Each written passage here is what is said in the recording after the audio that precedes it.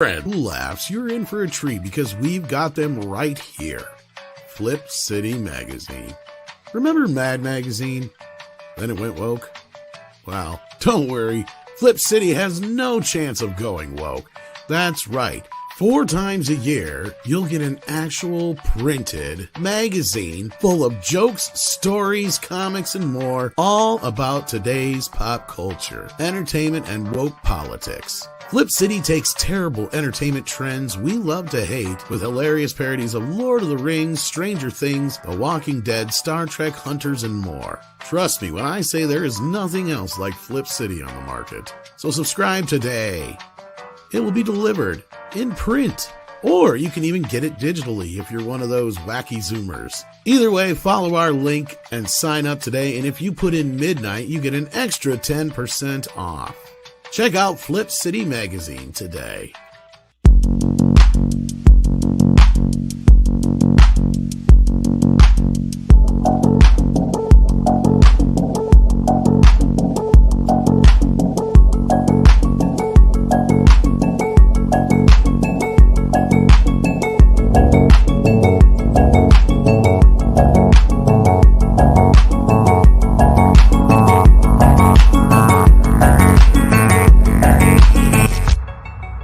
Greetings and welcome to Midnight's Edge After Dark. I am Tom Connors.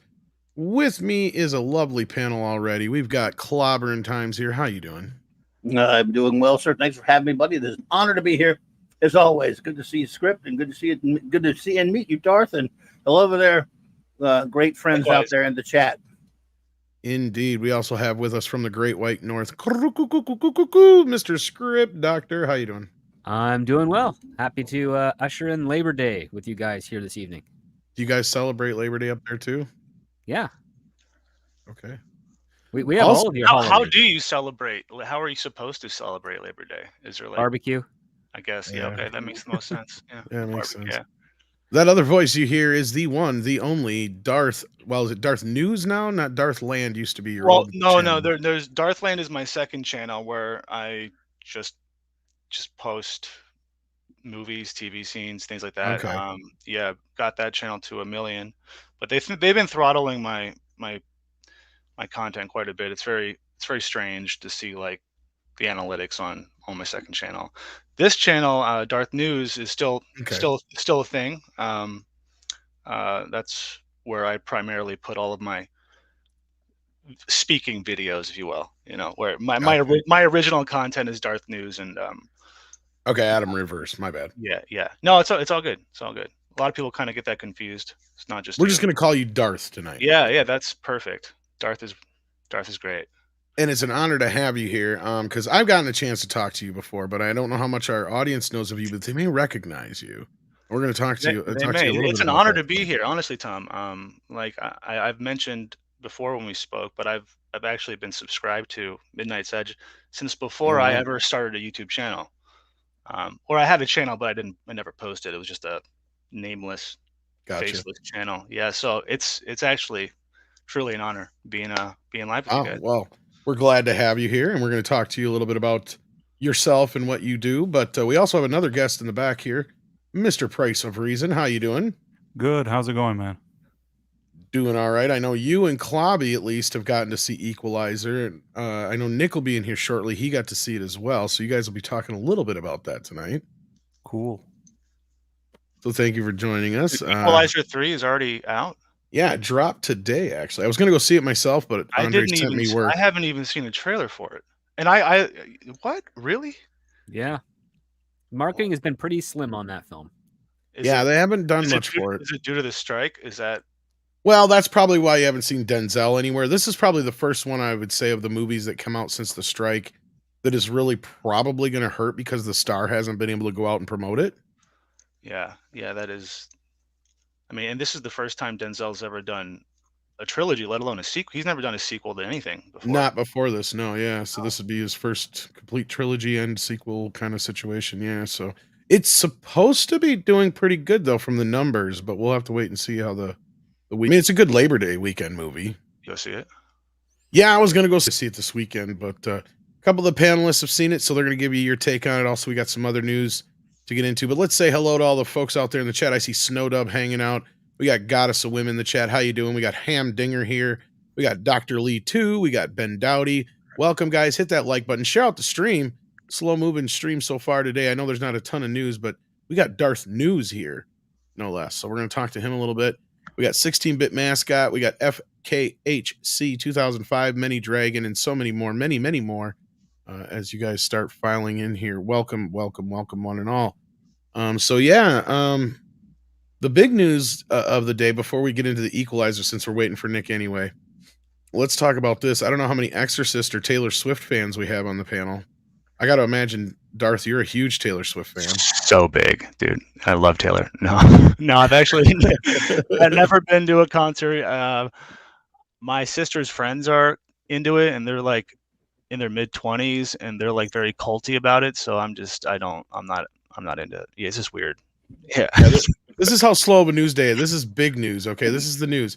The Exorcist is moving up a week because they're afraid of Taylor Swift. Stop. These are completely unrelated. There's no what? I don't know. I think there's a lot of crossover with the potential audience. I guess, yeah. Maybe. Yeah. Women love horror films, and women love Taylor Swift. True. I guess due to I guess she had a surge of like $10 million in tickets sold already for her first weekend show or whatever. That's insane. So they moved the movie up a week. So yeah, that's crazy. Didn't she earn like $100 million just off her tour? I think so. God, I think she did like pocketed. Like, that's insane. That's well, she's getting $20 for adults, $13.13 for children. So there you go.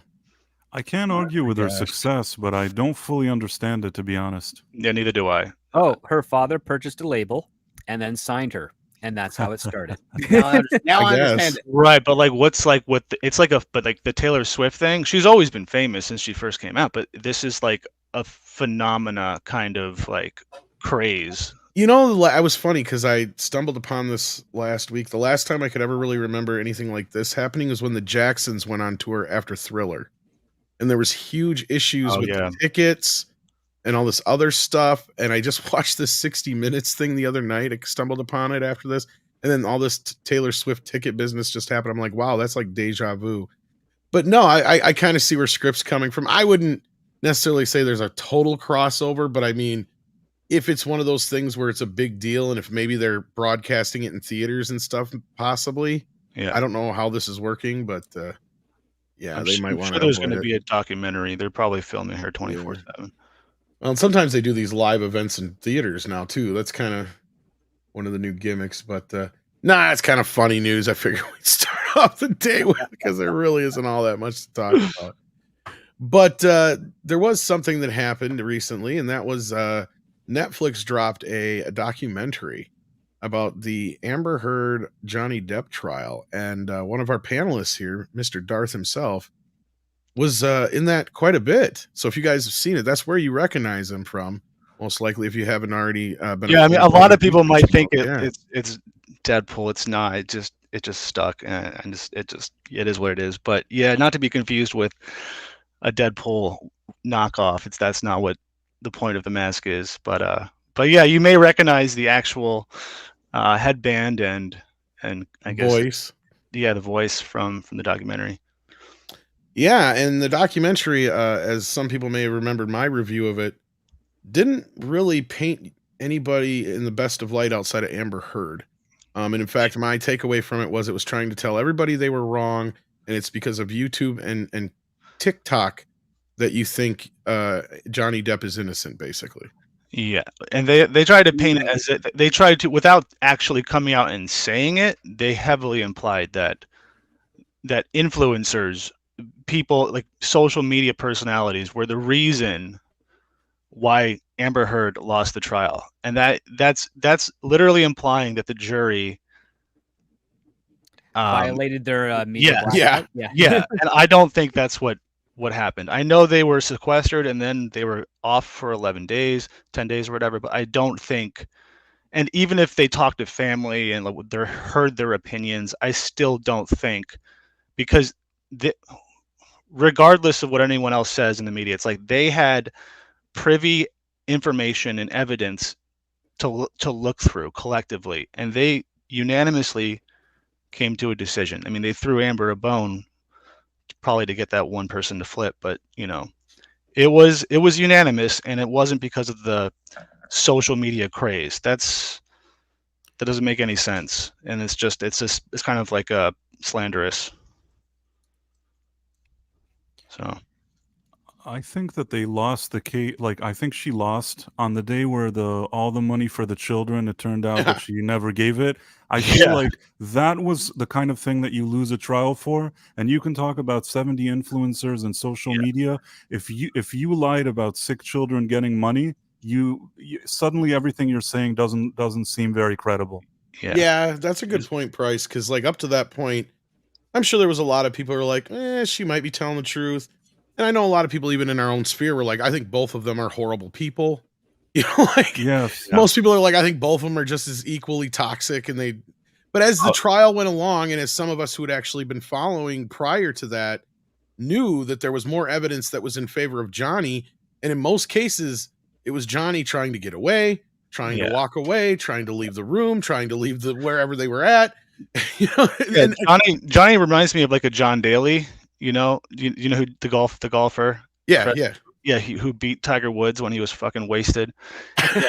like that's how he played. He's just always on something, or was always on something when he was professionally playing golf, and it never hindered his ability, and he was never like a mean person. He never like abused women. You know, he had four marriages, but he was never accused of any of that shit. And I think it's just kind of Johnny. He's just he's an eccentric artist, and he, as a creative person, I feel like whether it's, you know, a musician or this, sometimes drugs help that. And I think that's what he was doing. I think he just takes drugs because he likes taking drugs, and not because he's some crazy. Well, he liked to live a little bit of the rock and roll lifestyle. Oh, 100%. Dude, him and Mick Jagger doing so many drugs. He trashed, a few hotel rooms, I think, originally back in the day. And I think it's inappropriate, but if you pay for it all. Yeah, but I'm trying to think of any time he'd ever physically been in any altercations. I swear there was like one incident, I think, at the Viper Room once. Yeah, right. But I think he got in the middle of a fight with, like, I think River Phoenix at that time, and somebody else or something like that. This was even prior to, I think, River dying. But like, if it was after he died, that'd be weird. Well, yeah, no, but I'm saying it had to do, like, River and somebody else was getting into a fight, and then he got involved, I think was the case. Somebody remind me in the chat. Like, this was so long ago, I don't even fucking remember. Like, and that's maybe the closest I can think of ever him being any kind of like physical thing with anybody outside of the trash in some hotel rooms. And that was about it. And that's like rock and roll behavior, right? Like that's just somebody doing that just because it's famous for rock and roll stars. Yeah. But at the end of the day, I mean, as far as his drug use, that's not an excuse, nor is it. Well, they tried to paint his drug use as the reason why he was like abusive, because he was always messed up whenever Amber claimed these crazy stories, like getting a glass bottle. There's also the aspect that he's been in a lot of relationships in his life, and no woman, you know, sometimes you have a situation like this, and then suddenly 10 women come forward and they say, wait, we want to tell you our story. And in this case, nobody said anything. The women wanted to say that he's great. Yeah. Well, the other big point, there you go, Price, that steps into it, was like, the other big point I think in the case is where she effed up. Well, fucked up. I'm on my own show now. I could say it. I was in PG mode still from Pro Show. You know, where she fucked up and brought up what's her face about the whole stairs incident. Right. Her name just escaped. Kate Moss. Kate Moss. Thank you.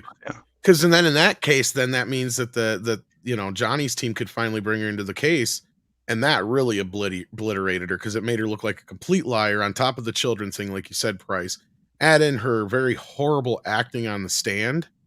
You know, and it's like she was hamming it up. The jealousy of the psychologist was hysterical. Yeah. Well, then the other joke, the other thing is that they supposedly had the wrong psychologist there that one day on her team. That nut job guy they brought in. Oh, that was licking his lips. Yeah, That was being super supposedly weird. because he had the same name or whatever it was. Yeah. It's like, don't you think that guy should have said, I'm not attached to this case? Like, you know, like, What, are you but kidding me? He's getting paid for that day. I know, of course he is.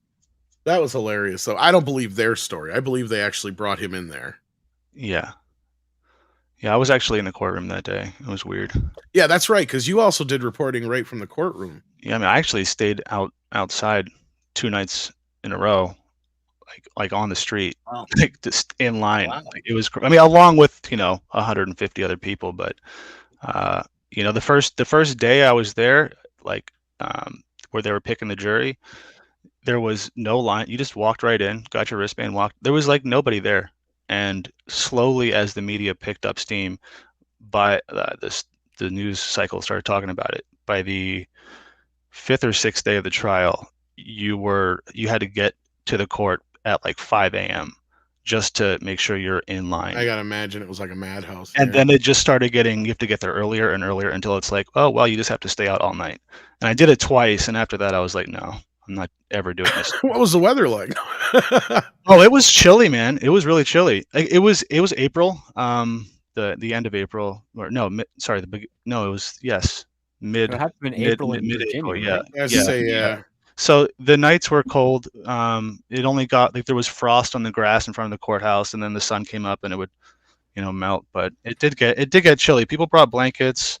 I just had a hoodie on, but yeah. Wow. Hoodie Action Com asked, did anybody see the Depp Heard Lifetime movie? It's now on Tubi. It was a mixed bag. No, I did not. That I'm not going to bother watching. This I knew I had to see. Is that like with actors? Yeah, Yes. yeah, like a Of made course, for they TV did movie. a Lifetime movie. Oh, Lifetime. I think does they had it everything. made before the trial was over. Sure. Yeah, they probably did. Most likely. No, They were just Lifetime, waiting. Lifetime, they jump on everything. Any type of celebrity to write story Yeah. or thing that they see in the newspaper, they scramble and they get made as quickly. They as were possible. around back with like the whole like what's her face thing, where she shot that one chick's husband or one dude's husband. Amy Fisher. Amy Joey Fisher, weren't they? Buttafuoco. Joey Yeah, Buttafuoco. and Joey Joey Buttafuoco Buttafuoco. and all that stuff. I think they did one of those too. I remember Fox did the one with Drew Barrymore though. Or as they called him on Beavis and Butthead, But anyway, Joey Buttawipo. yeah, Whitepo. But yeah, so like it was crazy, and then so anyway, so they put this documentary together, and as I said, all of us who followed the case before and during, like we weren't even surprised by all the shit that was coming out during the case, right? Like, so we'd heard all these audio recordings, we've seen all the pictures, Yeah, we've heard all the real stories. This was like it was like a high schooler threw this together in iMovie and just took all of the most like, I guess, I don't know what they clearly picked takes from individuals that kind of painted us in a specific light, but it just felt amateur. It didn't feel like a Netflix documentary because it wasn't. Netflix just bought it from this production company in the UK, so they didn't actually produce it or make it. They just bought the rights to it and then made and then posted it, and it was garbage. It didn't go in depth. It didn't really show both sides. It didn't really show the real thing. It was very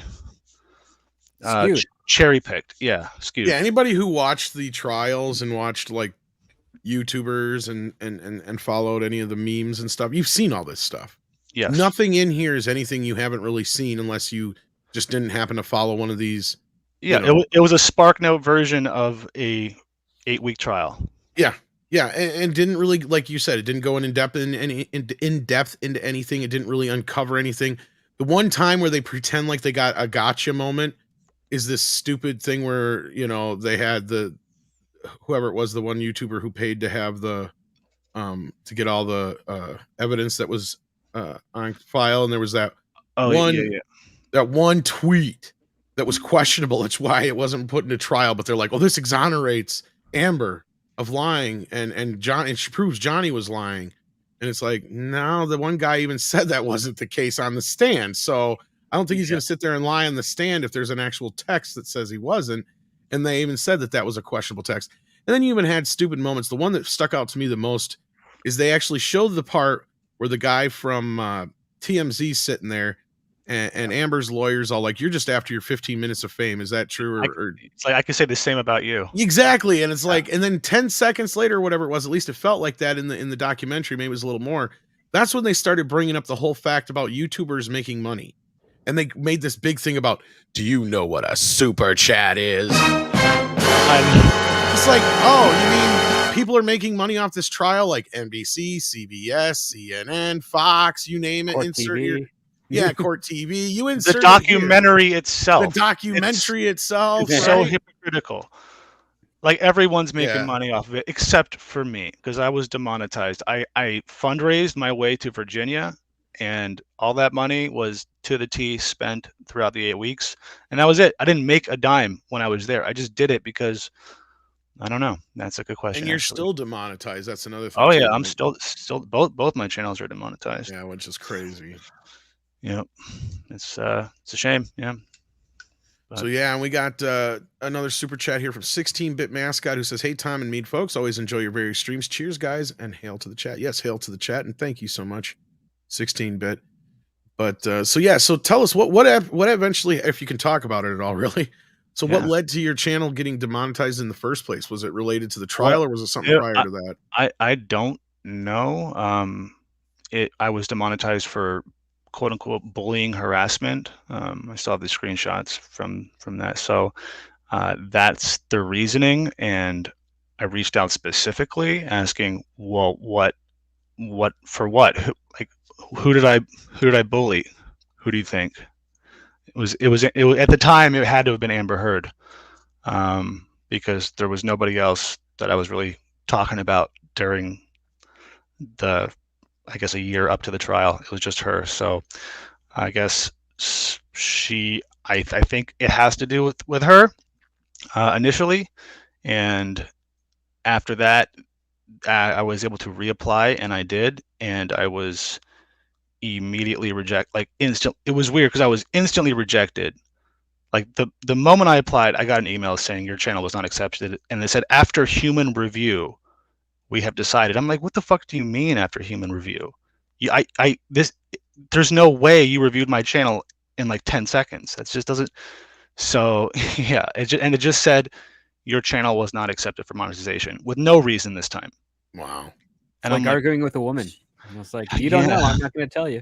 Yeah. So it's real frustrating. And then they keep giving me a strike. So they make sure I always have 2 strikes. For the last like year and a half, I'll have a strike, and then I'll get another one. And then one will fall off, and then they'll give me another one. And they're going back and finding videos that are like 2 years old, 3 years old. And they always make sure that like I'm in limbo, like that I always have 2, so that way if I get one more for whatever reason, it's what it feels like to me. It feels personal. It feels like they're doing it on purpose. And it's crazy. Like the second one falls off, I get another one. It's insane. And then I can't post videos. I'm banned from posting to Darth News for 2 weeks, which is bullshit, because the moment this thing went live, the documentary, I made a video, and then the next day my channel was given another strike for a video from 2 years ago. Wow. And it was about a pedophile, and I was calling him out for being one, and he's an openly admitted one. So like they're defending the quote unquote defending this. Anyway, it's such a weird thing. Oh yeah, we've ran into that. But now I'm not allowed to post, so I can't upload. I can't strike while the iron's hot. I mean, since the documentary dropped, Darth News has gained like 20,000 subs, and I would love to make a video for those new subscribers, but I can't. No, and that's bullshit, man. And I'm sorry to hear that. And it is ridiculous. Now this was brought up in the chat, and I want to bring this to light too, because speaking of you being demonetized and all that, Donald J. Skywalker says that doc is a joke. It is. Can't the content creator sue since permission was not asked? Well, here's the funny thing. You brought this up in your video. Yeah. And this is something I wanted to ask you about. And that was that you answered the emails they sent you, and you understood why some people might have thought they were sus or didn't even really realize who it was. But so after the third attempt of me not responding, I looked I was like, all right, fine. So I looked at their email and I was like, all right, I looked at the production company, and like James Corden is one of the producers with the company, and I hate James Corden, but whatever. Right. So it was legit, and I was like, okay, all right, cool. And there's some other big names attached to this. I'm like, okay, awesome. And I was like, you know what? I'm gonna type. I responded with an email, and the next day I ended up getting this like hard cardboard like contract thing in the mail in this really nice manila envelope, and it was like super fancy, and they're like, and it specifically had out like, we want to use this video, this video, this video, this video, this video. There was actually 10 links, and then they ended up sending me 11 more links, because essentially every bit of footage you see, I stopped frame by frame, and 95% of the footage that you see outside of the courthouse, that's my footage. It's almost all my footage in all 3 episodes. Gotcha. So that's what they were really paying me for, in my opinion. I see.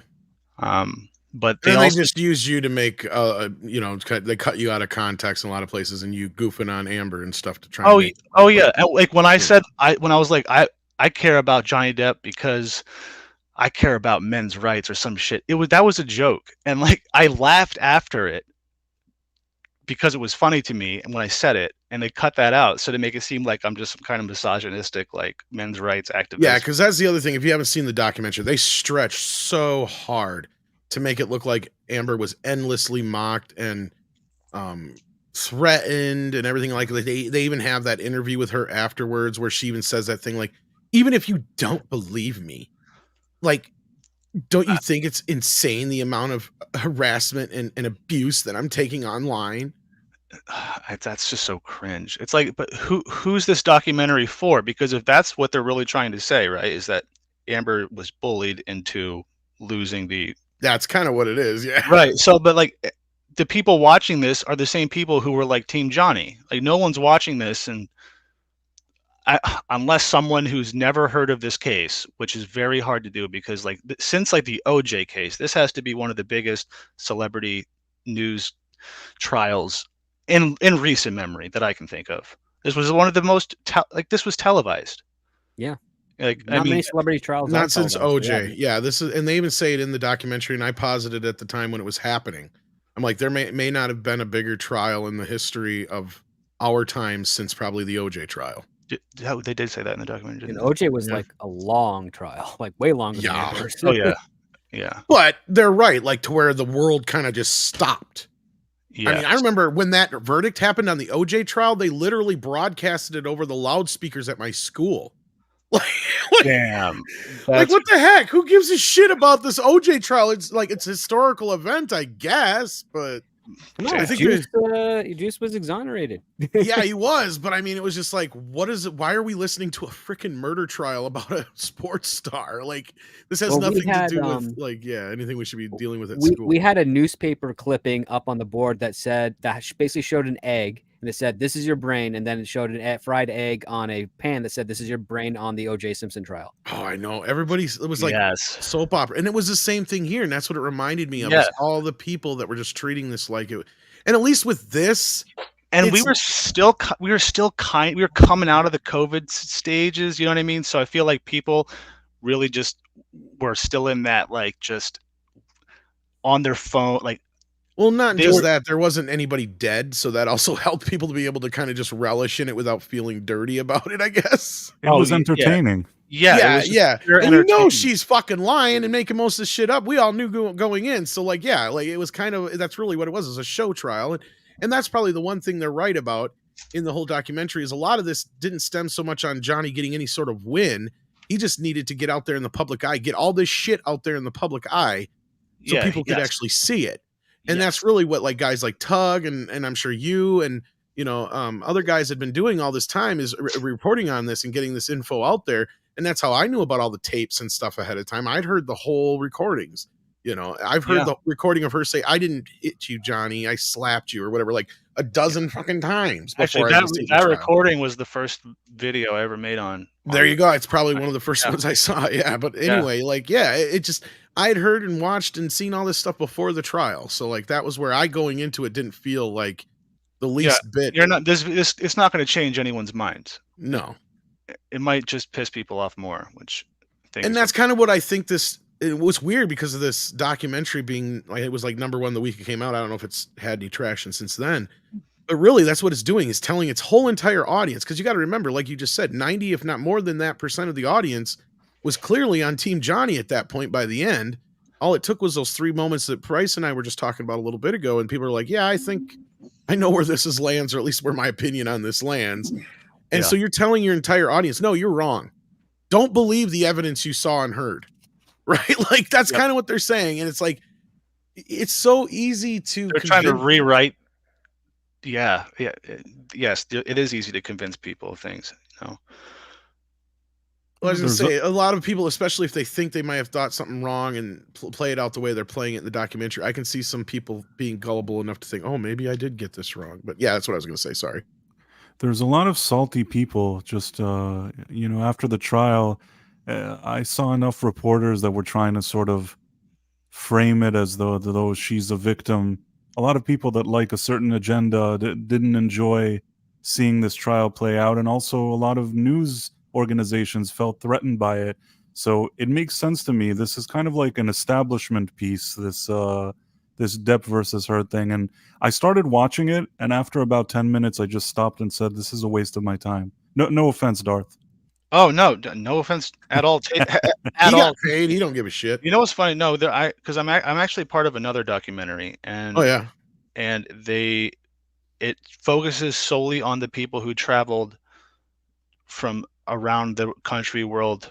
That sounds more interesting. Yeah, and it's me, and it's without the mask, and they follow me around from like when I wake up to like me getting ready for the trial, like me setting up my shit, like after I get back from court, and like me reporting on, like there's a documentary that is coming that is all about that, where it's I'm totally unmasked, but I didn't give a fuck.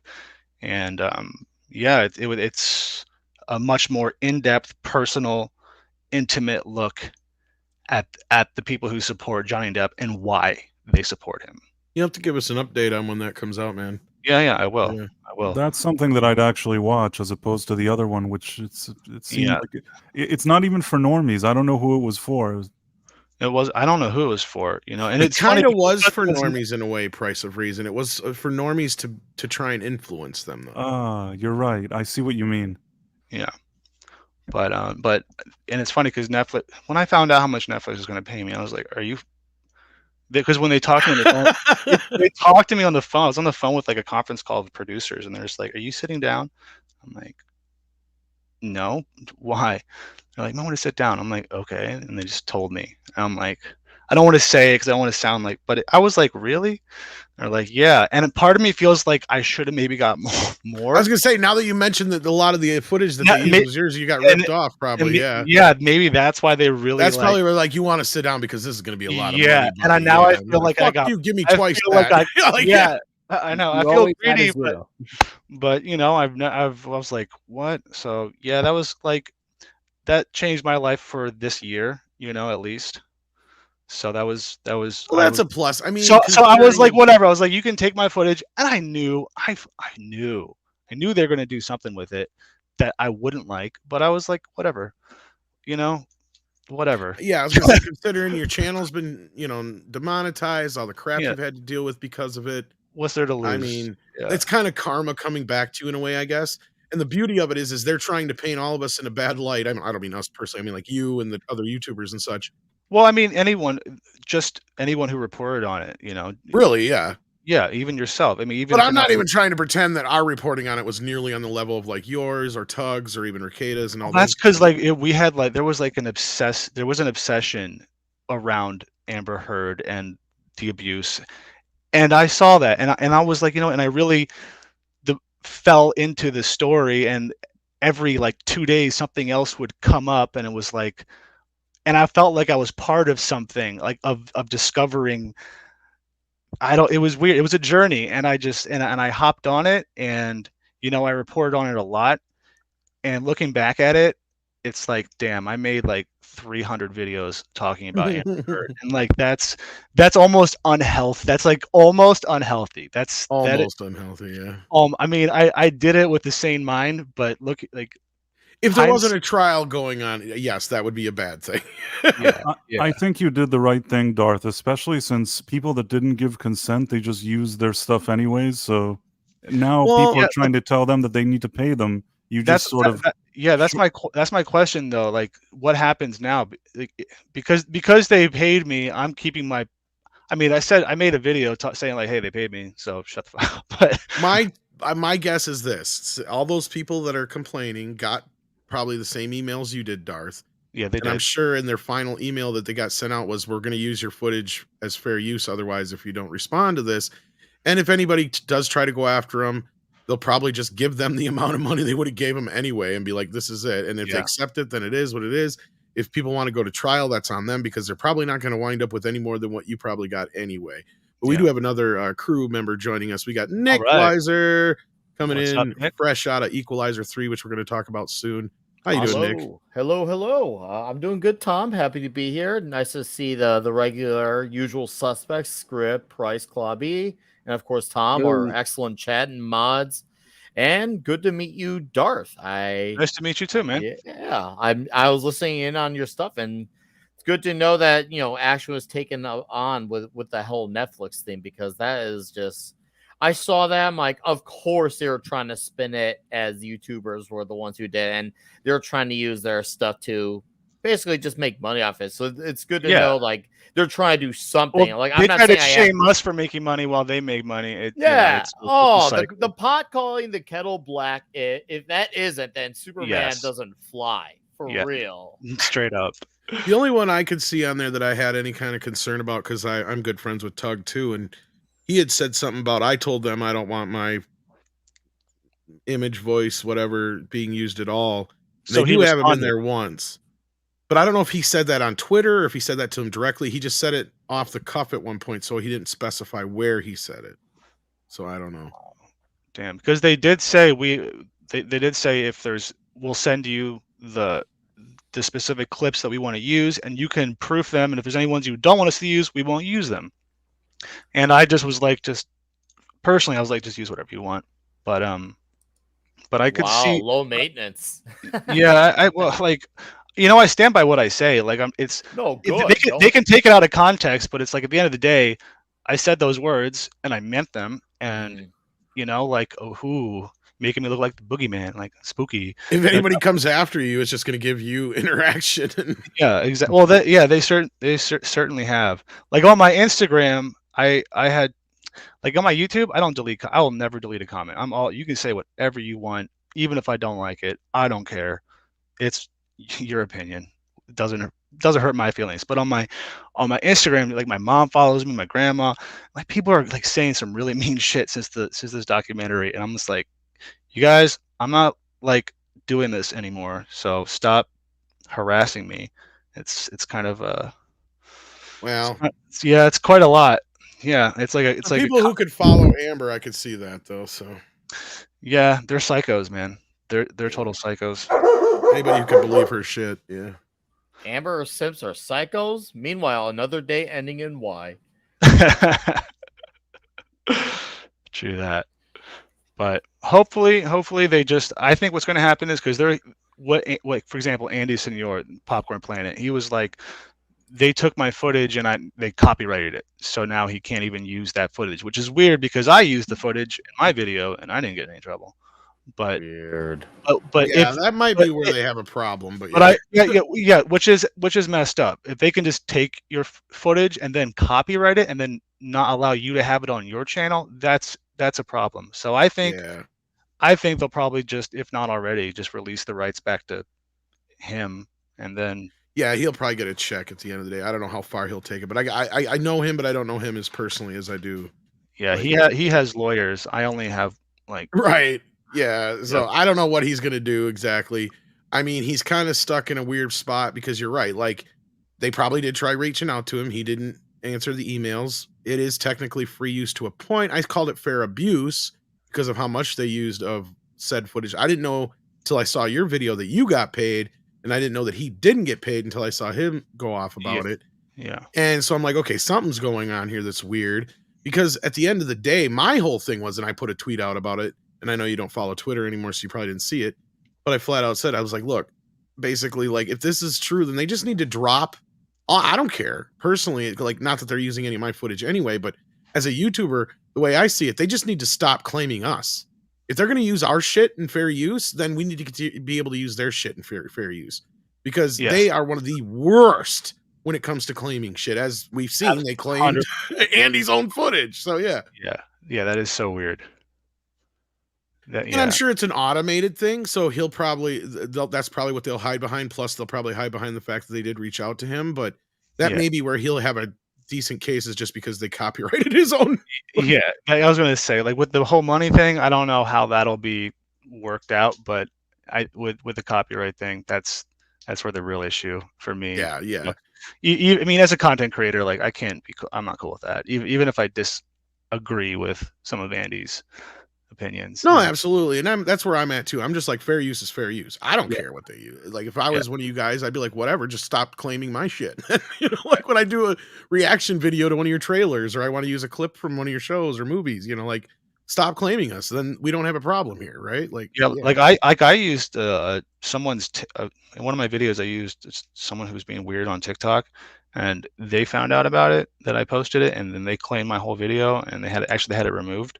And I was like, that's like, I didn't know you could do that. Like, I had like his, I mean, it's all public, right? Like, isn't that, I don't know how that works. See what I'm saying? Like, if you post something online and someone takes like a 10-second clip, is that fair use?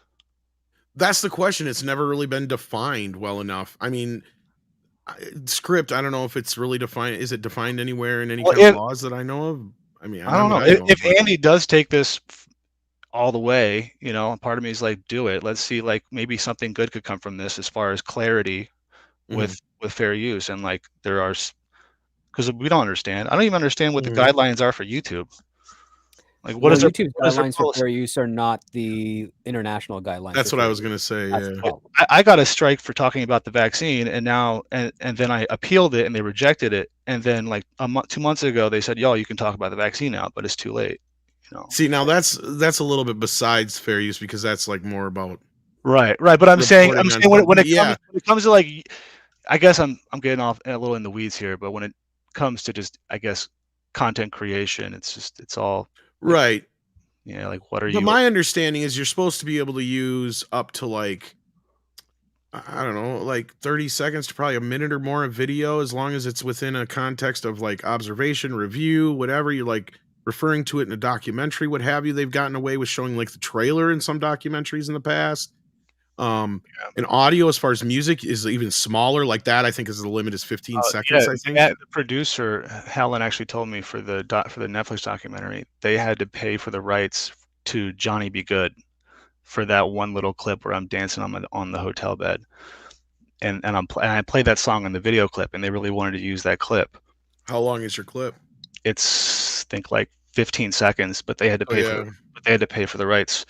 So it might even be less than that now. Maybe it's only amount of bars. I don't know. I'd have to look. I don't know unless Script knows the actual. Well, fair use is very difficult to do when it comes to music, because unless you're doing a cover, you're basically using the actual music. And it comes to any other form of medium, if you're the publisher of it, so long as the entire context of what you're using has a commentary or editorial around it, you can use almost as much footage as you want. That was my understanding. Like, the big limitations were on music. Don't conflate actual fair use with what YouTube does. YouTube has their own thing, and they can do that because by signing up with a Google account, you essentially agree to their terms of what they constitute as fair use. And they're under the guise of the studios and the networks, and so they're going to play ball with them before they're ever going to. Studios have a huge investment in YouTube already. I mean, they make a massive amount of money, not just licensing stuff to YouTube, but also basically claiming stuff that's used on YouTube that is of their content as well. Yep. And YouTube also makes a buttload of money from that in addition. So if you use let's say you get a demonetized video commentating on a picture from Disney, well, guess what? Ads are still running on that video, and YouTube's still collecting money off that video, even though you're not. Yeah, that's why all the videos that have over 1 million views from the trial are all demonetized, but ads run on them. Yeah, and YouTube collects that money. Yep. Oh, so that's really screwed. It's actually triggering. It's like one of my few triggers that's like, Yeah, sons of you bitches. put in the time and the work to make that video, put in your thoughts, and they're making bank off of your thoughts and your input on what's going on. Yeah, that's kind of downright infuriating. Yeah. Fair use only really falls into, as far as I know, like the category of like news, reports, that kind of a thing. Because, like, for instance, recently we had the whole situation with the Trace Atkins video. Not only did CMT pull it down, but you had that one news station that just happened to own the rights to that one video that they used, so they made them pull that out too. So yeah. So I get that doesn't clearly fall under fair use for like a music video, obviously, which makes sense. But like, yeah. So I mean, clearly, if you're making a movie, a music video, if you're going to use somebody's footage and something like that, you got to pay for it. But if it's for news, report, review, a documentary, editorial kind of thing, that's fine. But YouTube, as Script says, has its own rules, and we have to follow them. Just like I've said it a million times, you know, Darth. That's the other thing, and that's the problem. Your issue is too, is where, like, you know, they have funky ass rules. I can say shit here that I could never say when I was on the radio, when I had an FCC license and all that business, or I would have got fined. But I can't say stuff that I used to be able to say all the time on there. That's crazy. And it's usually has to do with news reports, whether it's around COVID, whether it's around sexual activities of adults with people they shouldn't be. You know, since you already used the word once already, I don't want to test it too much. You know, that's the thing, is we don't even want to, you know, we don't want to push it too far, because we can't even talk about those simple things or a few other things political wise, or we get banned or we get claimed or we get struck, and it never fails. And it's ridiculous. And I'd love to cry freedom of speech, but again, off of Script's point, we're on a platform that is owned by a company. They have the right. We signed the contract. We're at their whim, unfortunately. And their infrastructure allows you access to an audience to earn that revenue. If you were to create your own website that could host a video, and then you could set up a program so advertisers could buy ads on your website, you can do whatever the heck you want. And guess what? There's nothing for other studios to file a complaint against you, especially if you're using the United States guidelines with regards to fair use and commentary. But that's a big endeavor to do, and it's very, very, very expensive. Yeah, unless you're like angry video game nerd. And even he, as far as I know, I don't know if his website's active anywhere. I think he's shifted all over to YouTube and stuff. Yeah, I think my only path to monetization is essentially delete every video, like every one of them. Yeah, and then. And I've learned that doesn't even help you anymore, Darth, because they'll nail you, and all it does is put you in a precarious position, because they can still nail you for stuff that you deleted, and then you have no evidence to support any arguments you make against it. That's where I ran into an issue. Yes, yep, that's what happened to me. Because I deleted it. We did a karaoke stream one night, and they gave me a strike on it, so I deleted it accidentally. And when I tried to fight it, they're like, "Well, the stream is no longer there." It's like, "Well, you guys still have access to it." And they wouldn't admit that, which I know they do, because I've had a lot of other friends tell me flat out they've been getting strikes for videos they deleted a long time ago. That's so, dude. That's what, man. I mean, I've been trying to post a Rumble, but I know people hype it up, but it's just not YouTube, and it just doesn't. Privatizing them might help your algorithm a little bit, but I don't know if I'd flat out delete them right yet. Yeah. Okay, maybe I can make privatizing unlisted. Yeah, I like what they're doing, though. I mean, I like that Rumble exists. I hope that they can continue to grow. Yeah, I hope it takes over. I just think that it's not. Well, the app for me is it's terrible. I'd rather use the desktop version than the app. And uploading videos is just really bad for, I don't know. I'm just not a fan of Rumble. I'm a fan of like the content on Rumble. I'm just not a fan of actually using it. The interface. Yeah, thank you. That's the word I was looking for. The interface. Yeah, because that's where I've run into issues too, because I'm not a very techie person. And I wish there was like a creator studio like YouTube has for Rumble. Do you know, like a separate app that you could just? Yeah, that's a problem, because like I had it set up for like YouTube. You have the same stream link for continuously until you create a new one. Now for like Rumble, I think you have to create a new thing every single time, and it's a pain in the butt. That's why I don't multicast yet. I haven't quite figured it out yet, for instance. Right. I think I have to set one up every single time for Rumble to where here all I got to do is go into StreamYard, set up the stream. It's boom, it's done. Yeah. Yeah, but at least that monetized over there. So I guess we make literally that's a plus. Make 20 cents. So that's cool. But but yeah, at least they let me. Well, maybe when you can make a say what I video, you want. can let your fans know that you are on Rumble now. So I do try to make that known, but I think because I don't dare even share Rumble links anymore because I heard you can get in trouble for that kind of crap too from YouTube. Oh, what? Yeah, so I would just make a video saying you have one and telling them how to find you. Oh shit! Because I have the link to my Rumble in every description. That I'd probably take out just in case. That I think you could be Yeah. okay with taking out, but yeah, right, yeah, because I had a few friends have issues with that too, and that's the best thing they could figure out is that they were sharing because it said something about sharing some kind of links that were, I can't remember the term used. If Tox, you're in the house, you were there because it was something to do with when you were sharing the links, bud. But I don't know if Tox. Rumble is essentially YouTube's not really competitor, but only real competitor now. So I think that probably is a conflict of their interests. They don't want you promoting a different platform on their platform. That's not like acceptable by whatever their standards are.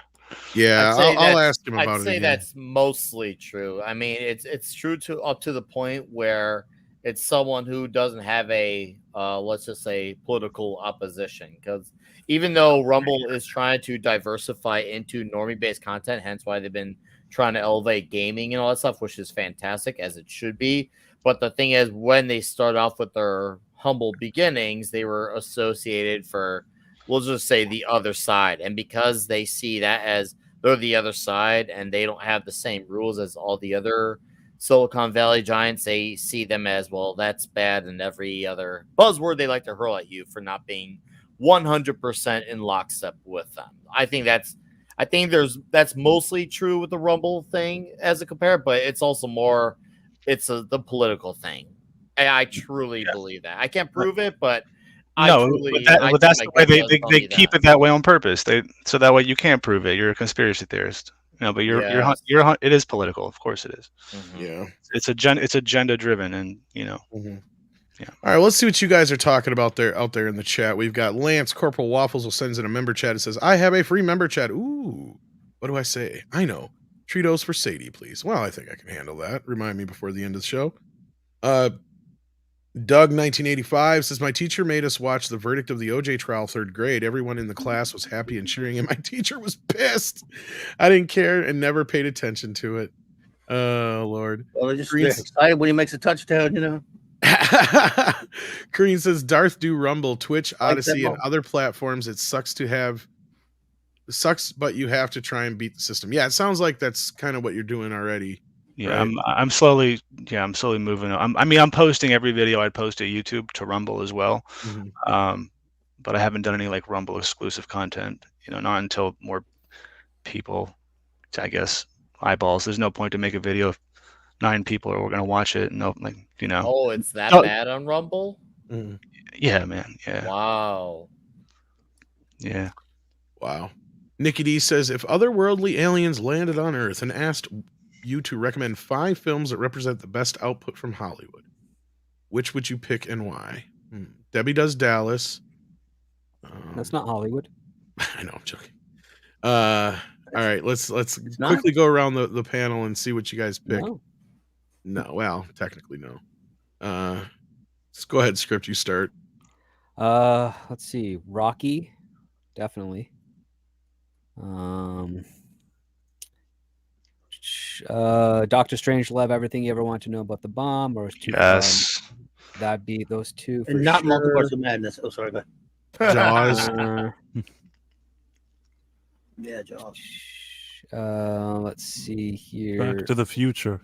Yeah. Oh, Back to the Future. Thank you. I'm just trying to think of something that was in another, not in the 80s area as well, because there's some really, really great films in the dawn of cinema. Citizen Kane, I guess, then.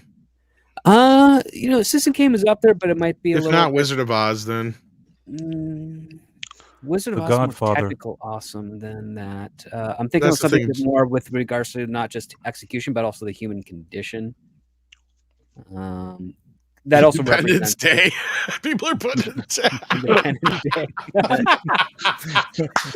Just send them a bunch of warnings.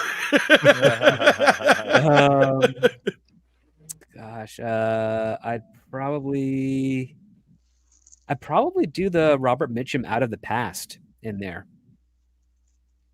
because No Hitchcock. well, with Hitchcock, that one I'm trying to deduce between North by Northwest or Birds. Vertigo. Psycho. No Psycho? No, Psycho's different, man. I mean, I think North by Northwest is better than Psycho, and I love Psycho. Vertigo. To me, Psycho is like a class in editing, though. King Kong 33. Yeah. That's a good Yeah, one. Too. greatness. King Kong, yeah. Oh yeah, Goddess. Anybody Marx got Brothers. any other ones they want to throw in there? Well, Duck Soup definitely. Someone mentioned. I guess we won't throw any Star Wars stuff because we don't want to confuse them, right? Yeah, I was so ready to say A New Hope. I mean, But I just love Star because Wars, It's just I'm so saying. damn good. I We mean, wanna we're confuse talking them, about like the best output from Hollywood, and I would say, like, yeah, you could probably put an argument for Star Wars, but there are a lot of movies that probably hit harder. Planet of the Apes. overall. Yeah. Real deal. Yeah, 68. Planet of the Apes. There you go. 68. Raiders of the Lost Ark. I mean, at least with Planet of the Apes, you can have kind of a learning process with that. It's kind of like, because that movie shows you how it's kind of a good way to tell aliens, look, this is how humans are. We're fucking Silent fearful Green would shit of probably be better for everything. that. Like, Die Hard. yeah. So I think that's what you're trying to say, Script. So maybe come up with something better than that, maybe. But no, I think like Planet of the Apes or Soylent Green are great Hollywood films that also represent our species. that's what I was saying. It's like, yeah, we're very scared of everything. So we're gonna try and blow your ass up. Oh, Atlas Vigilante, 12 Angry Men. That's a good great one. Yeah. Scarface. Ooh, Yeah. I don't know if I want to show them that. I mean, that's for the seedy underside of us, but that's a very well made film. It is. Mash. But yeah, I don't know if I'd want them seeing or that. MASH. MASH. I haven't heard. I haven't heard any a joke. Yeah, Casablanca obviously got to be on. The Untouchables. Hey. Terminator 2 Judgment Day. Yeah. Battlefield Earth. Look at that. Oh no, Man, no. Yeah. I'm going to say Manos Hands of Fate then if you're going to say that. Yeah, what if we want to scare them away, send them like the worst movies ever? Yes, Barbie. We have the decency to send them the riff tracks. Barbie. Yeah. Oh, I mean, if they were invading, then you'd send them stuff like that. Well, that's what I'm saying. Yeah. Yeah, scare them off. That'd be funny. Here's your movies: Independence Day, This Island Earth, War of the Worlds. I mean, Forbidden Planet is also a fantastic film. Greatness. Forbidden Planet. But yeah, really. But since the question was about aliens, that's why I was kind of avoiding movies that invited aliens or space travel. E.T. I was about to say E.T. It's like all the movies that we think about this alien species that they would totally be offended or bewildered by. Yeah, E.T. shows you as a bunch of inept fucking aliens. I still think the first Jurassic Park is incredible. Let's scare the shit out of them. We're a bunch of Park. science morons who can't get shit right that would make creatures that are going to kill us. Create beasts that will kill us. Yeah, humanity recreates the natural predators. What would be humanity? Buckaroo Banzai. Buckaroo Banzai would be great. Hey, we got a pro raid. It just reminds me of a joke that was written in in a screenplay that was never produced. It was written. Oh God, the name's escaping me. But the screenplay is called Star Trek Begins. And there's a joke in there where a Vulcan is watching My Favorite Martian, and then it comments on one of the aliens in there. It's like, oh, that looks a lot like this type of species that we know. And it's just a funny little inside joke that a random special effects alien is actually representative of a real species within that universe. That's a good question, Nikki D. Thank you for that. That was a great one. Yeah. We got Walter Tomaszewski who says, do you think the Taylor Swift concert movie is a solution to AMC's and Cinemark's financial woes? Could be.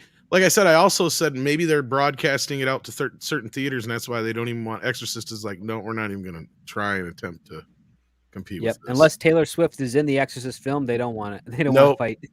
Is this? I would love to see her head any spin good? around. Oh, the Exorcist movie? No, I've heard some of the worst shit about it I've ever heard about a movie. In fact, There was supposed to be 3 originally, and they cut it down to 2. I think was the whole thing. And I heard that this one coming out tested so poorly. Like, yeah, I don't know. Damn, that sucks. We haven't had a good Exorcist movie other than Part 3. I know. Other than I remember. Oh, go ahead. Sorry. No, go ahead. Oh no. I was just saying. I've been every time like a classic horror remake comes out, I have hopes for it. Like that 2006 Omen remake, I was like really hoping it was going to be good, and it just was just awful. I have zero faith in remake or adaptions of This is actually a reboot qual. Reboot qual. Oh, that's a new one. Okay, we are. Yes. Now, have you seen the Halloween Kills and Halloween Ends? Yes, I have. Same guys are making this. Oh, yeah, lovely. Same concept. They're bringing back the mother from the original movie. What's his name? Green? David Gordon Green, I think is. I don't know if he's David Gordon directed. I know he produced it. I think. I don't know is Danny McBride also involved, or just David Gordon Green? I don't know if Danny McBride is. I think it's just Gordon Green in this one. I could be wrong though. Script, do you know offhand or no? I can't remember. All I know is Blumhouse paid a fucking fortune for the rights to it for some reason, and then put even more behind the film too. Yeah. Which is antithetical to Blumhouse's model of how they make movies. It's like, okay, so this is going to be your second big learning experience after Whiplash. I mean, that's basically what it's going to be for him. Because they put $400 million just in the rights to the movie, and then I think they spent another $200 or $300 million just making these 2 movies. Wow. I didn't know Maybe that. they just didn't want anybody else to get it because they've sort of positioned themselves as the kings of horror, and it's almost as if I'm just guessing. I'm trying to think. I agree with you, Price, but that's only if you're going to remake the original, and you have to have balls of motherfucking steel, and you got to get the best director. Like, you better scour like Japan for like the best fucking horror director nobody's ever seen, or something like that, because you got to bring something to the table that nobody's ever seen before, and be like extremely faithful to the novel or something, because Friedkin's Exorcist to me is one of the best films of all time. I mean, that's a hard one to beat. And we talked about books on the weekly wrap up the other day. Our list, I think, was movies that are better than a book, and I don't remember if we brought up The Exorcist. I think we did, but I can't believe that wasn't on the list if it wasn't, because I was like, yeah, that's another one where I much would rather watch the movie than read the book half the time, because the movie is so much more intense, where the book you can just kind of, it's all kind of happening in a book, you're just reading it. But yeah so, but anyway, that being said, no, I find this is going to be a very big snafu for them, Blumhouse and Universal, to spend the kind of money they did on the rights to this and then bank on 2 movies, and they're releasing them day and date on Peacock, I believe, as well, which is really dumb, because at least with the Halloween movies, it seemed justified, because they only spent $15 million each on those. Like, they didn't spend nothing on them. Is it These possible, they spent a fortune on, so I don't understand. Maybe they got some money from Peacock up front for this kind of privilege of showing it on the same day. Peacock is Universal, so it's basically the same kind of stuff that Disney's being accused of right now. Damn. Yeah. I feel like there must be an angle that I'm not thinking of, because you're right, it doesn't make logical sense, but they must have felt that it was worth it for them for whatever reasons. Yeah. I Well, mean, they're stupid. Sorry, go ahead. Darth. no, Unless they're don't pairing know. it with ads, I don't know what the advantage is going to be.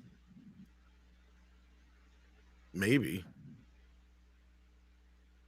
Because Is there a with tier ads, of they could probably Peacock without rake in a ads, lot or of is it money all with got that. ads? Yeah. I don't remember now. I haven't watched Peacock in so long. Is it all have ads, or is it only certain tiers? When they all started, their base tier was very, very cheap, and it had ads. And then the higher you went, the fewer ads you got, till 0 ads. Oh, okay.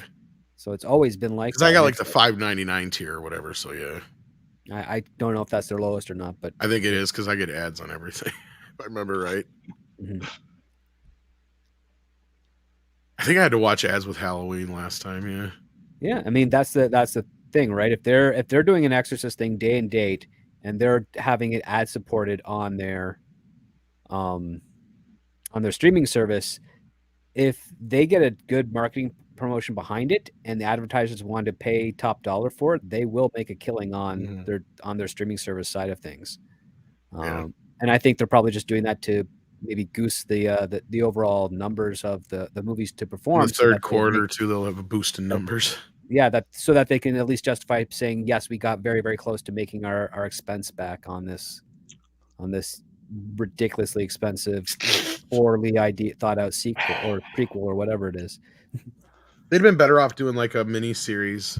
That's what I should have said earlier instead of remaking it. But even spending that kind of money is unjustified. A mini series for an Exorcist thing just doesn't seem worth the multiple episodes. The Exorcist itself, or any type of Exorcist story, is really a singular story. Well, I just mean in a sense, so you could just dragging it out. Yeah. Well, you could do be as faithful as you want to the novel, to where like a 4 or 5 hour piece, basically, is what I'm thinking. Yeah, but like, to be fair, most novels, and I know this because I've worked in publishing, most novels are padded by default. Like, you don't need to be. Oh, you're not going to get an argument out of me. As far as I'm concerned, Friedkin's movie is probably untouchable.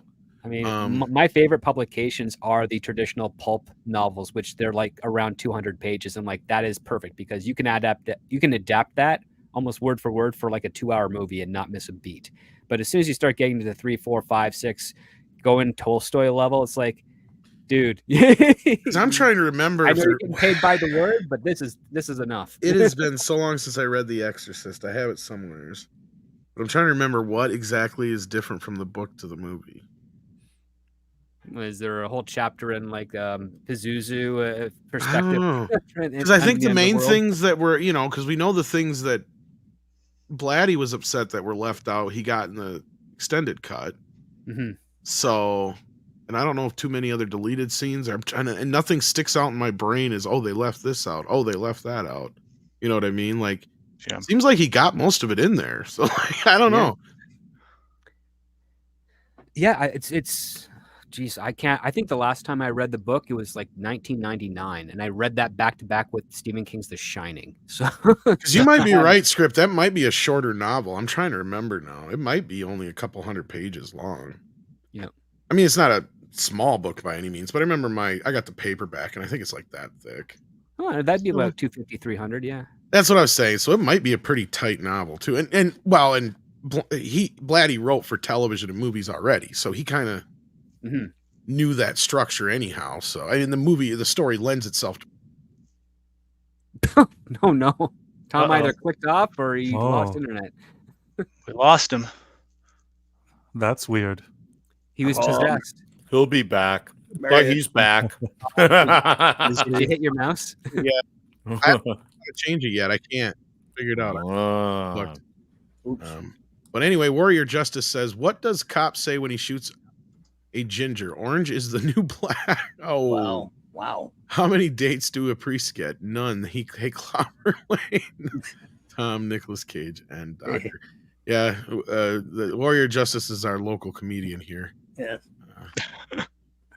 He loves sending us jokes that will probably get us in trouble. But speaking of getting in trouble, if you cross the equalizer or upset somebody in his life, he kicks your ass, from what I've heard. He makes a sequel. He is the sequalizer, actually. He's the sequel. Oh, that's good, Clobby. Man, copyright that, Clobby. That's yours. And, speaking of books, guys, how far along is he on the list of his wife's books to read? I think that was in the second film. He got to the last one. There would be 100. I think so. Yeah. Was it the second one? Yeah. Because I think she asked what he's going to do next. Yeah. They don't. Yeah, it's not. It's definitely he's past that by the second movies. Yeah. So a couple of us, oddly enough, 3 members of the panel have seen the film Equalizer 3. Mm-hmm. So we're not going to get into spoilers because I haven't seen it. I want to see it. I'm sure some people in our audience want to see it, but I do want to get your guys' reaction. Now I kind of know Price of Reason's reaction from offline, so I'll start with him. Price, real quick, give your initial reaction / short review of Equalizer 3, and then we'll hit Clobby and Nick next. Okay, so for me, I really liked the first one. I thought that was a great movie for its genre. And then the second one I thought wasn't as good. I still enjoyed it, was okay. But I was really hoping that the third one would be a return to form. And for me, I would say that the first 2 acts of this movie felt like it was returning to form. The only thing is that they build up a lot of like certain things that are you expect them to have this kind of satisfying resolution, and I felt walking out of it, especially in that 3rd act, that they didn't quite tie it up in the best way. Meaning, if they would have delivered a 3rd act that was just as good, as very good as the first 2 acts, I would have been a lot more enthusiastic. As it is, though, it's still a decent movie. I mean, I'm not sorry I saw it. I thought it was okay. It was good. I didn't dislike it. I think Denzel Washington is really good in it, and it doesn't feel like it's made by somebody who doesn't know how to make films. It's not like it's not crap. It's just that I feel like it could have been a very good movie, and it's just pretty good. So it's like it's a competent film. It's competent, yet somehow you feel like that you really wanted them to stick the landing with in my opinion, a more satisfying finale. And I thought that it was, I felt like they didn't fully bring it home. But so it didn't have a satisfying ending for the trilogy, or just the movie as a movie, or as a whole? The movie itself, first of all, feels almost like a standalone movie. There is maybe some reference, something with the previous movies, but even if somebody never even saw the first 2 movies and they saw this, they could probably enjoy themselves just the same. I felt it wasn't a matter of finalizing the trilogy. It just there's a lot of stuff that gets built up, a conflict. I mean, these movies aren't rocket science. There's a sort of conflict that gets built up over a few acts. They're basically death wish movies at the end of the day, yeah. Right, and these kind of movies at the end, there's the time where the guy has to go and take care of his business, and I feel, like I wanted the more business to be taken care of, or in a more grand way, I guess. Okay. All right, so you didn't feel like it had a satisfying resolution, fair enough price. Klobby, what's your takeaway from the movie? I would have to say that I'm very much on the same page with Price there. I really liked the first film. Second one, it was okay, but there were a lot of things, especially toward the second half of the film, that I really, there are bits in it that I truly disliked that kind of soiled the film for me. This one, I think, it does start, extremely well. And even though there are many things that you see in that first half of the film that you've seen before, it's still quite well done. It's a pretty interesting arc for the character, although again, I'm on the fence about even that. I think they may not necessarily sanguine about that, the direction they were going, but they were doing it well, so I'm there. And then so I'm trying to not spoil or anything, simply say that it was somewhere toward maybe right when you get into that 3rd act, I was really kind of thinking it was getting to be a big, kind of a messy, muddled, squishy middle there that kind of starts to derail the film a bit. And then I thought the last stretch there was it lost its way pretty much for me a little bit. To be honest with you, there is a slight setup for the endings. I don't know if this is intended to be 3 and out. I don't know if they're planning anymore, or if he truly is going to be the sequelizer. I don't know. So I'd use it one more time. What the hell? I don't know what they're going to do with it in the future. They could do another one, but at this, I think another one would feel forced, because there are things really to like about these films. The first 2 in particular, even 2 and 3. The first, all 3 of them, in the sense that this character is no John Wick. This is actually a character. I was just about to say that. Yeah, he's an actual human being that there's a real human being in there, and he's not Wick's an assassin anyway. This guy's not an assassin. He's almost immortal. But there's a lot of good and evil in this. I'll be honest with you. The things, and I wonder how this one stacks up against it, because like the original film felt like an episodic show, right? Like there was a little bit of an overarching story, but it didn't bog the whole movie down. It was like he was dealing with different things, and then all of a sudden one of those things comes back to bite him. The second film, I have to say, I hated more so because it got more personal. I hated it, and it had that horrible trope. If you haven't seen the second one, I won't spoil it too much, but I'm always every time I get into the old tired ass former partner, best friend turning out to be a bad guy crap. I hate it. That, or somebody else also added, and they had both of those tropes, Bobby. That and an old person another person from your colleague getting killed. Yeah, they had both of those tropes in the same movie, and that's what turned me off about the second film. So compared to that, though, how's this? Because Price said he liked it better than that. I think it's better than that. I agree with Price. It's better than that. But it really, its last half loses its way a little bit for me, because this film is about the character. It is about him.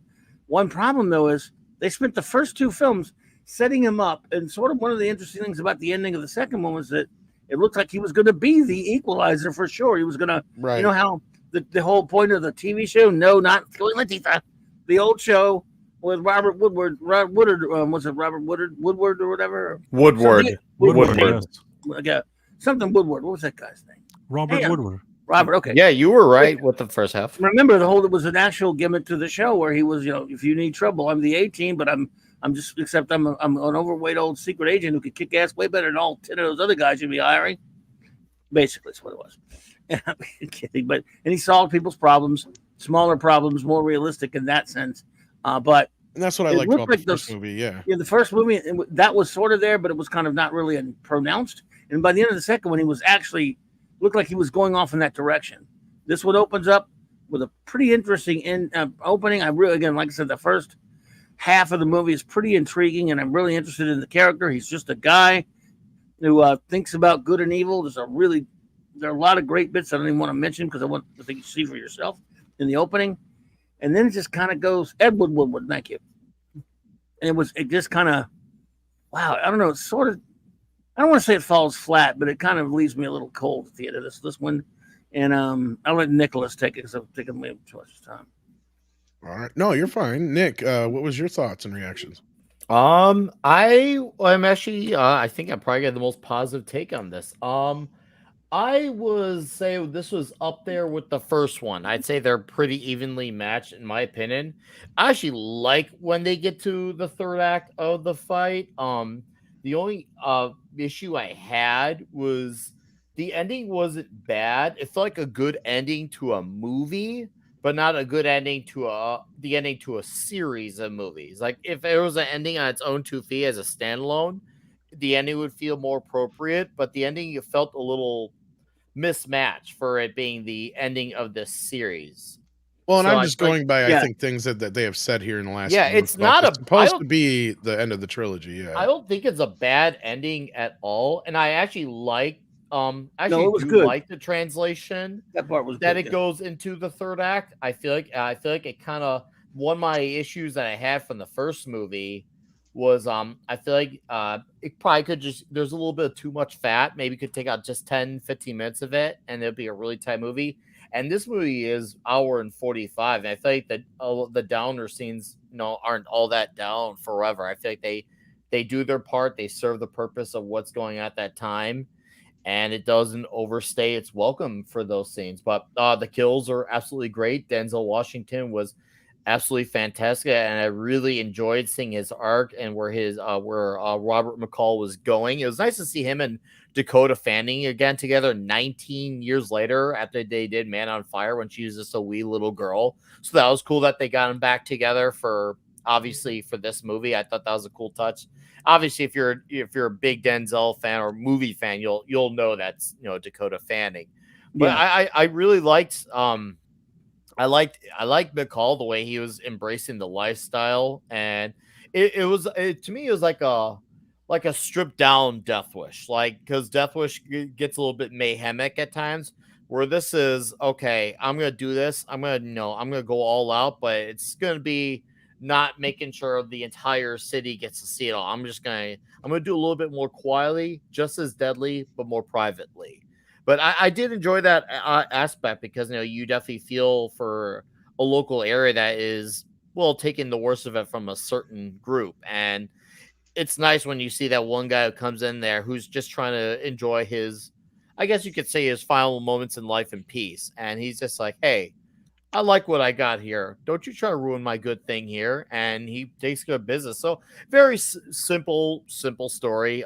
You're not expecting anything that's going to be like, oh man, this is a big revelation. It's absolutely not. Like I said, I don't think it's better nor worse than the first one. I'd say it's evenly matched is where I'm at. So I'd say, yeah, right around the same. Yeah, definitely better than the second movie. I still enjoyed it though. I really did, and I definitely look forward to rewatching all those great kills on rewatch because that's not a spoiler. It's Denzel Washington as Equalizer. That's not a spoiler for him killing and kicking bad guys' asses. And I mean, come on, it doesn't get old watching bad guys get their asses Actually, handed. it's not that is actually, Nick. If you think about it, it's not that as action packed as it might. It's not. No, it's not. Or it's either one of definitely the not. two films. No, they're not. They're really not. And this movie, the third movie, I feel like kind of trimmed that down because even the second one felt a little longer than it should have been too. Even though I'm not really wild about the second movie, and I feel like that's one of those things that hurt it. Even though I love the first one, I still feel like that was the one thing that hurt it. So I'm glad that they really tightened this one down. And even then, yeah, there was some exposition, but it felt like necessary exposition for me. And it did feel like it didn't once again, it didn't feel like a series ending. So it I'm sure they left the door open in case this is a huge hit. Oh, they did. Yeah, I would like for it to, it feels gonna be at least with John Wick 4, it did feel like a series ending with John Wick 4. That felt like a series ending. This feels like, I don't know. Once again, not a bad ending. I actually really like it. It just doesn't fit within the context of where it's going for the last time. I will say this, Nick. I do like these better than the Wicks. I know there are a lot of fans of John Wick stuff out there. I like that, up or down, better or worse, story problems, flaws, whatever there are, and there are some, in my opinion, in this movie. But I still think it's better than the second. There's still a lot more. Even if it's not just an action movie. It is that, but there's good and evil. There's philosophy. There's characterization. I don't feel like I'm watching a video game at any point. There's just such. You're more, definitely not watching a video game. He's definitely human. And it shows in this movie. They definitely show that human side of him. That he's not perfect and he's vulnerable. It's more there's something of substance for me to grab onto because there are some really clever bits at the beginning where. You don't even see the fight. You see the aftermath of the fight because you know what? We know what Robert McCall can do. Yes. And that opening's very clever, stuff like that. There's scenes where you don't need to see it all. Yes, it's gross. It'll show you the gore and the gross after the fight, but it doesn't have to show you every single move the guy makes, which is all John Wick is about. Also, not to be mean to Keanu Reeves, who I really like. I like him for whatever style and movies he does, but I think that Denzel Washington, acting-wise, is a number of leagues. Oh yeah, you're talking about leader in class acting. I mean, that guy's the best. There's no competition. No one's gonna disagree on Denzel Washington being an amazing. No, but the reason it's important for this movie is that he really brings depth to the character. There's scenes where you just look at him and he's just kind of shifting his eyes and looking at somebody, and it could be like a 30-second scene, and you're totally in suspense. Some actors, if you put Chris Evans there. You don't have a movie, No, you're right. That's a good point, Bryce. That's a really good point. You had to definitely, and I think that's another thing that will help benefit the rewatches is seeing his observance of his surroundings around him, whether it's the ones where he has to watch out for suspectual things or the ones where he's just embracing the quieter moments of trying to be in peace. Every moment of his life is a calculated moment. It's not like where it's like a Deathstroke type of fight where they're calculated during a fight. No, his life is an entire OCD calculation, his entire living. You both just hit upon why I like these movies, even though they're flawed, and why I like these movies, and why I was very disappointed in this new one in some areas, not entirely. This is very human stuff, and they did I think the first half of this movie is so well done and does such a good job of setting up this character and his story. I think that's why I was a little bit let down by that last act because I thought this is really doing a wonderful job of, really making me even more interested in this character than I was. And of course, a lot of that's Denzel, but it's also the writing. And then the ending which was okay. It's a good movie. Kind of there bits maybe it left me wanting is all. So I'm gonna probably try and see it this weekend. I mean, sure, the original film felt like as good as Revenge gets, but hey, it worked. Revenge never gets old. Now, Klabi, I don't know how many people got that reference, but it's really as good as it gets with killing. Oh, No, I like that. Yeah. The Nice. Jack Nicholson movie. Jack Nicholson one. Yeah. Nice one. Now that would be something people would love to see, as good as it gets with Killing starring Jack Nicholson. Yes, that would be. She's supposed to be serving me my dinner, not serving you. Now you're dead. And if he could really fight like that too, he looks like Jack Nicholson, like 90 years old, but could really fight like that, that'd be hilarious. Well, guess what? In 7 years, you could probably program that movie with AI. Oh, Yeah. boy. I'm already ahead of you. That's one of my first on my list. As good as revenge gets, Equalizer meets as good as it gets. Yeah. And let's face it, a guy that, because this character's got to be, how old is Denzel Washington? 68, going to be 69 in December. Wow, I literally looked right before the Black movie sure started. don't crack. Holy shit. No, dude, him and Ernie Hudson, man. We were talking about with Hudson. Well, Ernie Hudson's in his 70s. He we don't know gets how- younger every 10 years. Ernie We don't know Hudson how old the does. character is in the movie, but man, you watch him, you go, yeah, that's He looks badass. like a high schooler now. You see his jawline and shit. It's like, dude got younger. Like, how is that possible?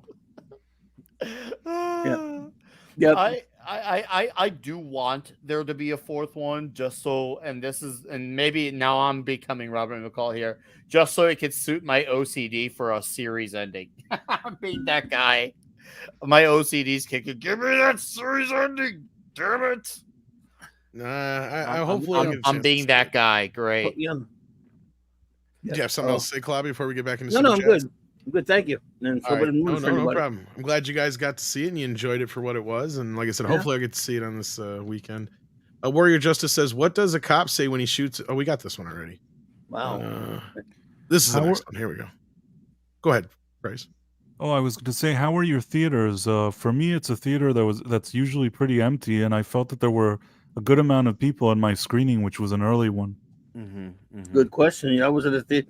Every time I go see one of these stupid new Marvel movies or whatever, I always go to Thursday at 3:00 at the theaters because I have a buddy of mine. We go see it quick, so we can talk about it afterwards on the shows and whatever. And this was a 3:00 showing at a theater that was even smaller than the one I usually go to, and there were a lot more, no one bigger, not like a gigantic turnout for this one, but it was a lot more than for these recent Marvel or other superhero movies I've seen, right? Same. Or Indiana Jones or any of that stuff. Totally. I know that's anecdotal. Now, Nick, you saw it in the Harold Ramis Commemorative Theater. How many people were in there? There was not many, but as I've documented undirectly, I live in a very super suburbs town, which I don't want to name out here in public.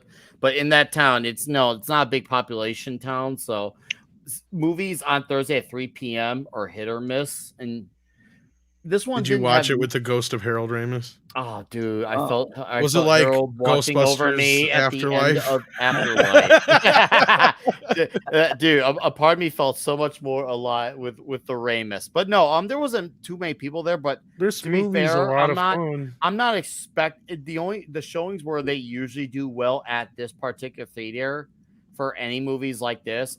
Usually around 7 or 8 p.m. are the dominant showings. I'm sure if I looked at the bigger towns around me. Because once again, I'm in a third world country suburb, not in terms of poorness, but in terms of how low populated we are. I'm going by population, not degeneracy. Gotcha. Now I looked at some of the bigger towns right next to Chicago, and they're doing fairly good. I'd say fairly good. Like it looks like they're gonna get a good weekend. That, as I'm predicting, I think they'll have a opening weekend that'll probably be better than like the Blue Beetles and Fury of the Gods, but I don't think it's going to be still as bad as it was. It's not going to be better than Not Flash, but to be fair, though, that type of movie doesn't need to be either. It's obviously not an expensive movie to make. They had few locations. I don't think they have to. Yeah, I don't know what the budget is for this. I didn't look. They probably don't have to have much to have the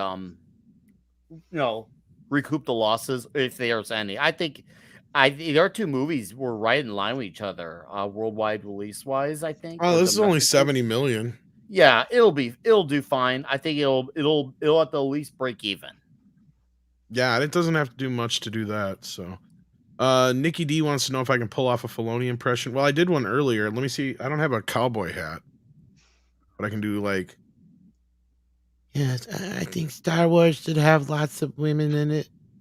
and the Force is generally female, and once a month you just have to understand that it's going to be very, very emotional. So I thought the Force is female. But it's not force sensitive. But females aren't force sensitive. And I'm just so privileged to be able to tell Ahsoka's story. I just wanted to say that.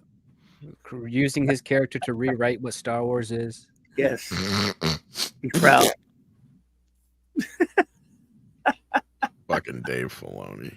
Oh, he's full of baloney. Hey, we got Jim Watari in the house sending in a 20 spot. How you doing, buddy? This is wow. Spectrum Cable here in Los Angeles is in dispute with Disney. I heard about that. Disney wanted to charge a lot more for their local channel KABC 7, and now Spectrum just dropped KABC 7. And not only that, DirecTV is feuding with Warner. I think it. No, not Warner. I think Comcast is right now. Yeah, it's like, oh my gosh. This is a mess because my dad's like, yeah, I'm switching to Dish Network after all this shit. He was bitching about it. My parents just switched to Dish. Yeah. Is it an old person thing, or is that just like, is that the thing to do? He lost a couple of his channels and their price got jacked, I guess. So he was griping about it all morning. Yeah. Damn. So, John Thomas says they could make a fourth Equalizer and have his big bone sister take his place. The Shequalizer? I don't know if she can kick. She definitely cannot, but she's also close in age to Denzel, so yeah. They are contemporaries. Equalizer. Yeah, but one definitely looks a lot more 68 than the other. And this one is at least 68 more pounds than the other. That was good. Wow. I'm just saying.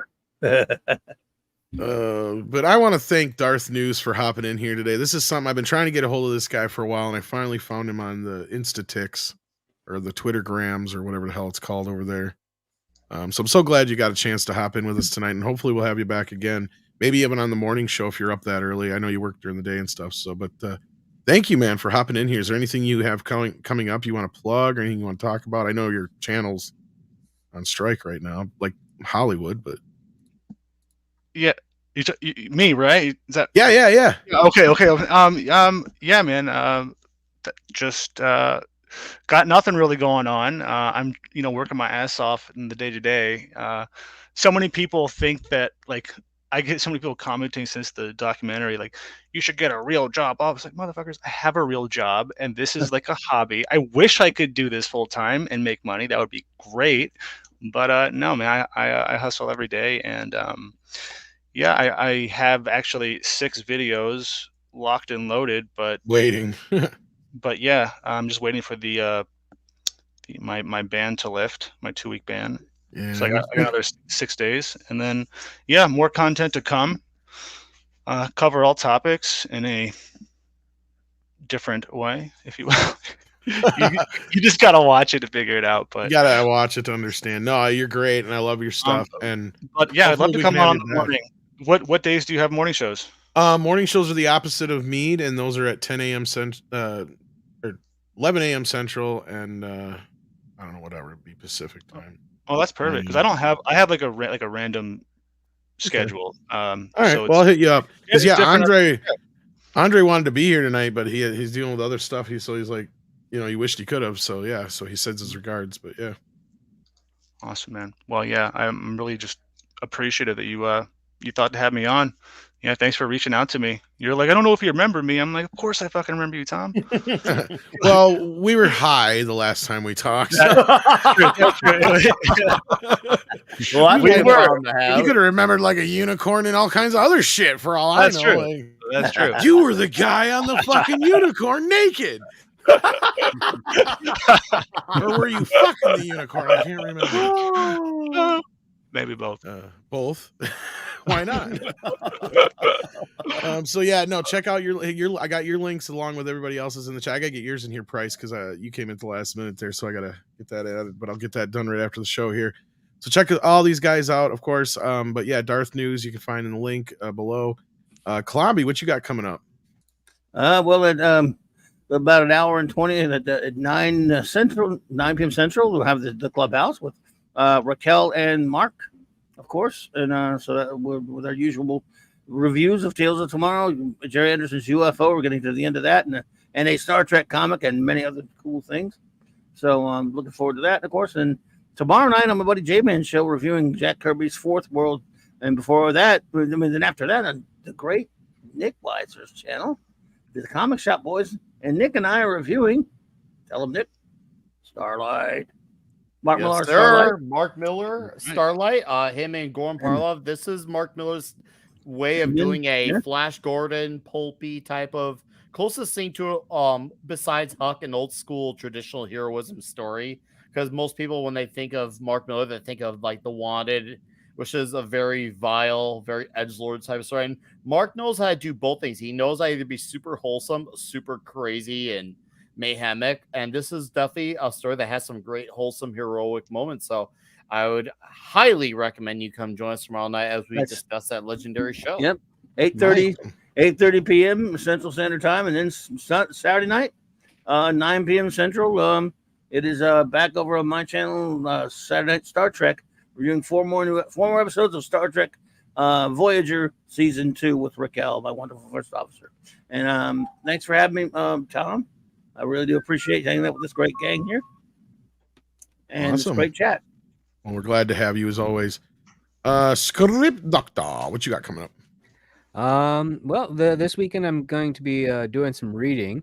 But if you're a patron, I did drop a nice lengthy article with regards to my thoughts on trying to decipher what's going on with the WGA strike and how the WGA negotiating team is working in a very unique way compared to previous negotiations, and how that might actually be a good thing, but also might result in a lot of hardship for many of the members and people working in the industry.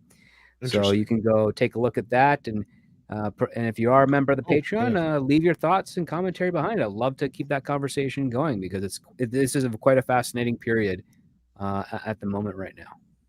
Yeah, and if you're not busy in the morning show, I'm sure we'd love to have you there too. I got to go grab treats for Sadie, so while I'm doing that, Price, go ahead and plug your channel, what you got coming up. It is now in the description too, by the way. Cool, thank you. The channel is Price of Reason on YouTube. The usual, just my reviews. I put up an Ahsoka episode 3 one. I don't even think anybody's watching this show, but I did it anyways. Maybe I'll put a review for the Equalizer this weekend. I also saw the first 20 minutes of, not the first, 20 minutes of the Creator movie with Gareth Edwards movie. So I may do a video about that, and I have some other things in the works. What happened to Gareth Edwards? He made Creator. Okay. Well, yeah. Okay, that's fair. That's fair. But it's been a while. I mean, I haven't heard of him since Godzilla, really, until because of what happened with Rogue One. I think that it didn't reflect well on him. I mean, everybody was like, "Yeah, you directed it," but there's always this feeling that he somehow didn't do something right, and they had to bring Tony Gilroy. Probably their best. Yeah, that's strange. I mean, well, first of all, foremost, Gareth Edwards is a pretty competent director, but he's way more into special effects than anything else. Okay. And Tony Gilroy, I don't always like a lot of the stuff that he writes because I don't think he understands always the genres he's writing in. Although he does have some pretty decent dialogue moments peppered throughout a lot of his stories, and I think that's where his strength sort of lies. So having Tony Gilroy come in to fix Gareth Edwards is like having a janitor coming in to fix your Mercedes Benz. Like, yeah, he can clean it up and make it look great, but it still ain't going to run. I think also part of the problem in this equation, and probably a big part, is Kathleen Kennedy herself. We don't know what Gareth Edwards was capable of doing because keep in mind that he had her meddling in his affairs, and at the end she brought Tony Gilroy. Who knows? It's really hard once she's part of the equation to evaluate how good his work was or wasn't. No, I haven't seen the movie yet, obviously, but from just the looks of the trailer, like what he's been able to accomplish, story aside, I think the bigger story is he spent only $80 million on this. What's everybody else's excuse? Like I said, he's very good at special effects. He knows how to get every single cent out of what he wants to do. Actually, he explained in the event. I went to an event this week where I thought I was going to see the entire movie because it was some kind of a sneak thing. A sneak preview. So I went in and they only showed us about 20 minutes of the movie and a live stream panel that was happening that moment, not where I was at, where Gareth Edwards were basically talking about his movie. and he explained how he saved so much money. Instead of using all these green screens, he used a lot of practical locations and just had these kind of effects pasted on them later, but in a way that looks good but didn't cost as much money. And I really liked his explanation of how he was saving money. Thought it was kind of cool. Old school compositing is still the best stuff you can do. Doesn't Totally. take long, pretty cheap, and if you get your plates right when you're shooting it, you don't have to do a whole lot of color correction afterwards. And for whatever it's worth, those scenes that I looked at looked really good. I just didn't know if it's a situation that the whole movie is going to be good like what I saw. But based on these scenes, I definitely want to see the movie. It looks cool. Cool. Yeah, I'm definitely interested. All right. Nick, what you got going on? Hey. So, Saturday, I'll have a video out that Saturday morning. And of course, tomorrow night, Comic Shop Talk, Starlight, Mark Miller, as I mentioned, along with Klobby and the boys. Toxic Tuesday 100 is on Tuesday night, September 5th.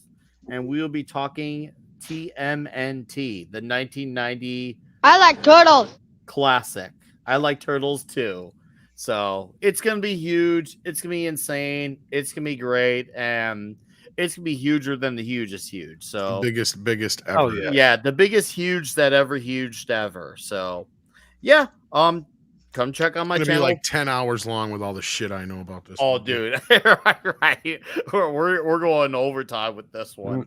Tom, So- you and I did 3 hours with Razorfist. Just 3. We could have went longer. We had to really get into this. Like, no, we got to cut it. You could Like, have. poor Razorfist has been here already for this long. He probably didn't even plan on being here this long, but yeah. No. Yeah, it's gonna be fun. So yeah, come check out my channel. Seems like people have been enjoying the comic shop shows and Toxic, and more people have been watching the video. So I'm winning on all fronts. So yeah, thanks for being here, chat. Hope to see some of you on Thursday Night Throwdown in a little over an hour. And I'm sure I'll be talking a little bit more about the Equalizer 3 there. Thanks for having me, Tom. Sounds good. Yeah, unfortunately, I didn't get a chance to see it today, and with all the other stuff you guys are talking about, I might just take the night off. Plus, we got a video to finish anyway, but this will be linked to that, so do head on over there afterwards. And with that, I want to thank y'all. Hopefully, I see you in the morning show. I will be late tomorrow, but that's just because I got a doctor's appointment. Same time the show starts, but hopefully I won't be too late. But we have Tom Conkle coming on the morning show tomorrow, and hopefully Darth will be on there soon too. Yeah, I'd love I know to. Andre would love to talk to you about all this stuff. So yeah, Absolutely. Yeah, man, I'm open book, and you let me know. Let me know when. Slide in Will the do. DMs. I will. Maybe this next week even. All right, so take care, everybody out there, and we will see you on the flip side. Peace. Peace. Everybody. Oh, here's my button. I want to say we are deeply sorry. We're sorry. We're sorry. We're sorry.